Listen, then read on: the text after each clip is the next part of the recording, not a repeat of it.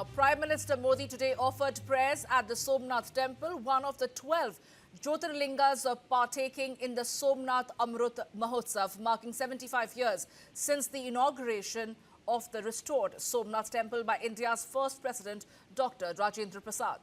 Prime Minister Modi performed rituals including Abhishek, Dhwaj Puja and Mahapuja at the temple, which is a symbol of India's enduring faith and civilizational heritage. Modi also presided over the first of its kind Kumbh Abhishek ceremony with the sacred water from 11 revered pilgrimage sites poured over the temple's towering 90-meter-high shikhar in a rare spiritual ceremony, blending ancient traditions with modern engineering. Flower petals were also showered on the shrine from helicopters during the ceremony, while Prime Minister arrived in Jamnagar on Sunday night as part of his two-day visit to Gujarat and stayed there overnight before arriving in Somnath on Monday morning. Earlier, Prime Minister Modi held a roadshow in Somnath, which witnessed a large turnout of supporters who gathered along the route to welcome the Prime Minister, and with security arrangements put in place across the key locations in the city. They waved flags and raised slogans as his convoy passed through the area. Artists from different parts of the country, including West Bengal, performed traditional dances at designated spots along the route. Gujarat Chief Minister Bhupendra Patel and the Deputy Chief Minister Harsh Sanghvi were also present during the roadshow. Prime Minister also paid tribute to the statue of Sardar Vallabhbhai Patel in Gir Somnath during his roadshow in Somnath before entering the temple premises. Later in the day, Prime Minister will speak at a public gathering at the Sadbhavna ground. He will also inaugurate the Sardar Dham in Vadodara. Prime Minister Modi on Friday shared an op-ed ahead of his proposed visit to the Somnath Temple, reflecting on the temple's civilizational significance and paying tribute to those who protected the restored it over centuries. मैंने पहले कहा, अयोध्या में 500 साल की प्रतीक्षा भी पूरी हुई है। आज वहां भव्य मंदिर में रामलला विराजमान है।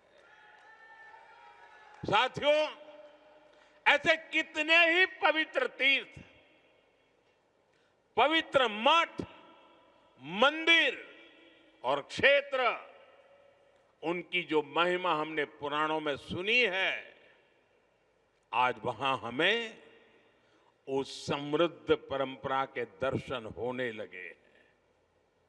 और ये इतना कुछ 10-12 साल के भीतर भीतर हुआ है। साथियों, हमारे सांस्कृतिक केंद्रों की उपेक्षा देश के विकास में बड़ी बाधा रही है, क्योंकि हमारे तीर्थ भारत की आध्यात्मिक सामाजिक व्यवस्था के केंद्र तो है ही, वो देश की आर्थिक प्रगति के भी स्रोत रहे हैं।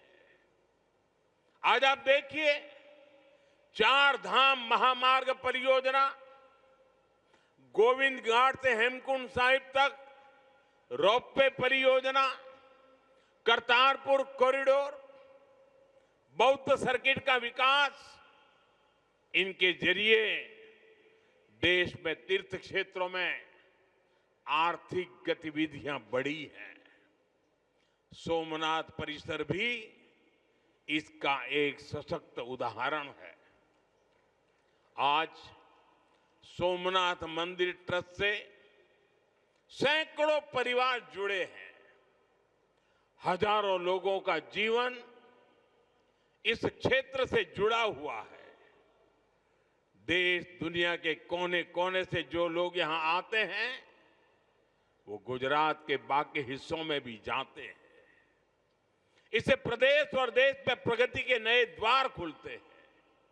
साथियों, हमारी आस्था हमें जीवन जीने का तरीका भी सिखाती है, क्योंकि हम मानते हैं सर्वम खलिद्वम ब्रह्म, अर्थात सृष्टि का हर एक घटक, इस संपूर्ण प्रकृति भी ईश्वर का ही स्वरूप है। इसलिए हमारी आस्था नदियों में भी है, वृक्षों में भी है, हम जंगलों को भी श्रद्धा की दृष्टि से देखते हैं, हम पर्वतों में भी पवित्रता का भाव रखते हैं। और आज जब दुनिया प्राकृतिक जीवन शैली की ओर लौट रही है, हमें हमारी शक्ति को भी पहचानना होगा। हम हमारे तीर्थों और मंदिरों के विकास के साथ साथ उनकी गरिमा के लिए जागरूक होना होगा। हमें ऐसा जीवन अपनाएं जिससे प्राकृतिक और पर्यावरण की रक्षा हो। साथ ही हम हमारे पुण्य स्थलों को पूरी दुनिया के लिए एक उदाहरण के रूप में विकसित करें।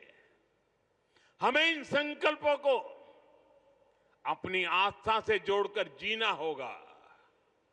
साथियों, जब नई पीढ़ियां अपने इतिहास, अपनी आस्था और अपने सांस्कृतिक मूल्यों से जुड़ती है, तब राष्ट्र का आत्मबल और मजबूत होता है। आज भारत जिस आत्मविश्वास के साथ आगे बढ़ रहा है, उसमें हमारी सांस्कृतिक निरंतरता की भी बहुत बड़ी भूमिका है। आधुनिक और विरासत, आधुनिकता हो या विरासत हो,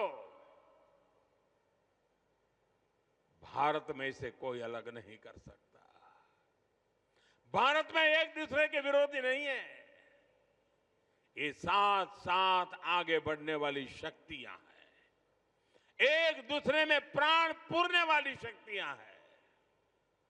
सोमनाथ हमें याद दिलाता है कि कोई भी राष्ट्र तभी लंबे समय तक मजबूत रह सकता है जब वो अपनी जड़ों से जुड़ा रहे, जब हम अपनी विरासत को आने वाली पीढ़ियों तक उसी श्रद्धा और विश्वास के साथ उनके हाथों में सुपुर्द करें।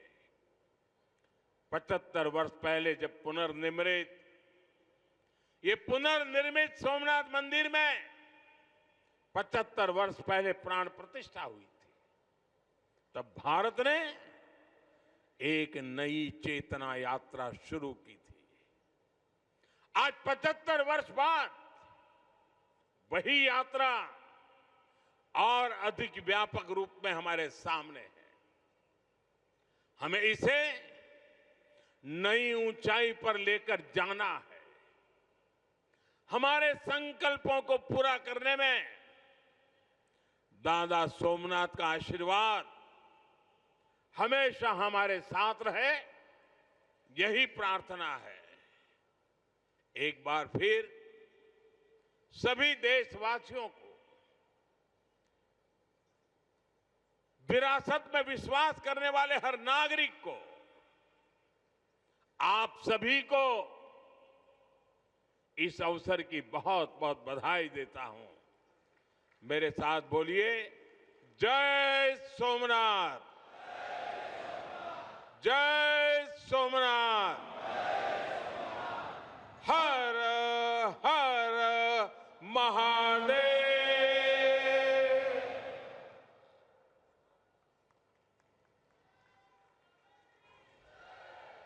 बहुत बहुत धन्यवाद माननीय प्रधानमंत्री जी, आपके इन प्रेरणादायी शब्दों। Well, those are the visuals from Somnath, where the Prime Minister offered his prayers, and he also went on to partake in the Somnath Amrit Mahotsav, marking 75 years since the inauguration of the restored Somnath temple by India's first President Dr. Rajendra Prasad.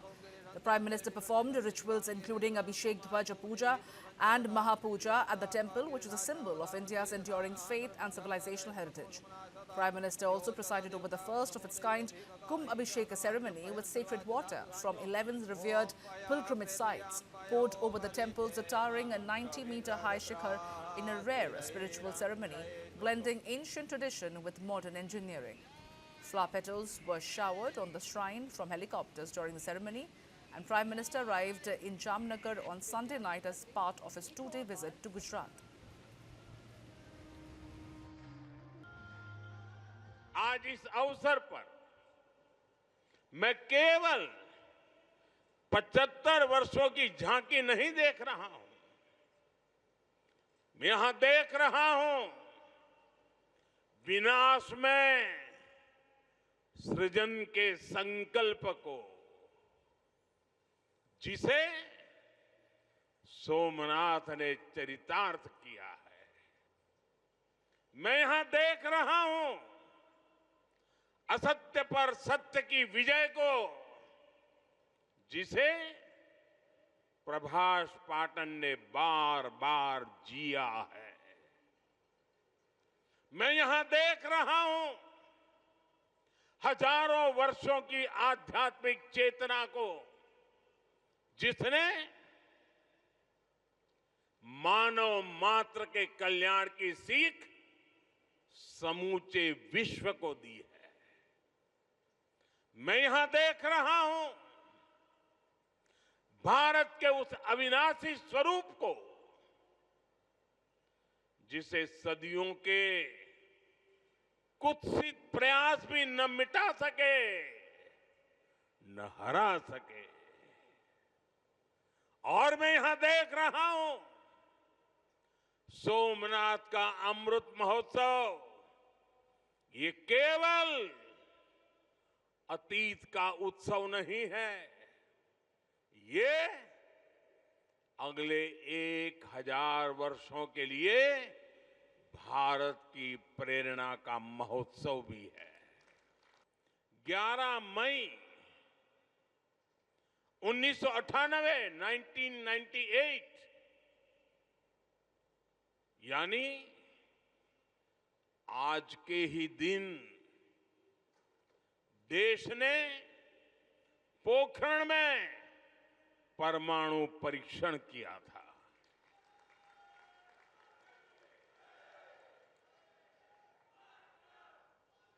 देश ने 11 मई को पहले 3 परमाणु परीक्षण किए। हमारे वैज्ञानिकों ने भारत के सामर्थ्य को, भारत की क्षमता को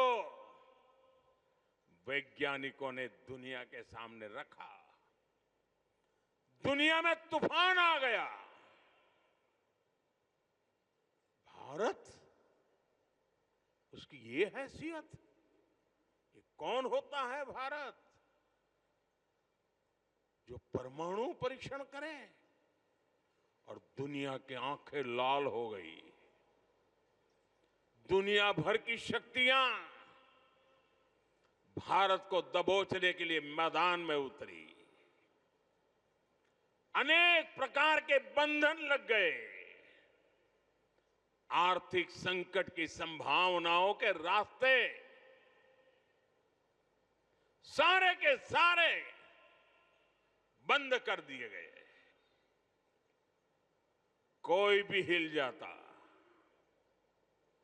जब दुनिया भर की बड़ी बड़ी शक्तियां इतना बड़ा आक्रमण कर दें,